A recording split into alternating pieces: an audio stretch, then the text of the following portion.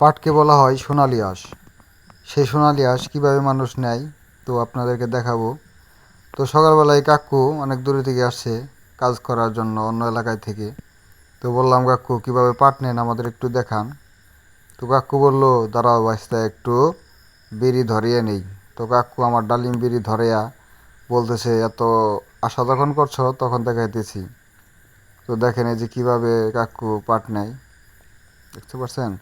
এই সোনালি আঁশগুলো এইভাবে খড়ি থেকে মানে পাট কেটে এগুলো জাগ দেওয়া হয়, জাগ দেওয়ার পরে এগুলা যখন পচে যায় তখন এগুলো এই যে আঁশ ছাড়ানো হয়, সেই মানে কাঙ্ক্ষিত পাট।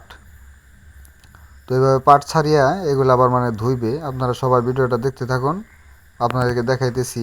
দেখুন গরিব মানুষ উনি, এখানে 800 পাট তিনি চুক্তি নিছে, 800 পাট 2000 টাকা। তো যেভাবে টান দেওয়ার পরে এগুলো ধয়, এই দেখতে পাচ্ছেন। এগুলো ধুয়ে দেখেন এই যে অনেকগুলো পাট নিছে। তো কাকা 800 টাকা, 800 পাট চুক্তি নিছে যে 2000 টাকা।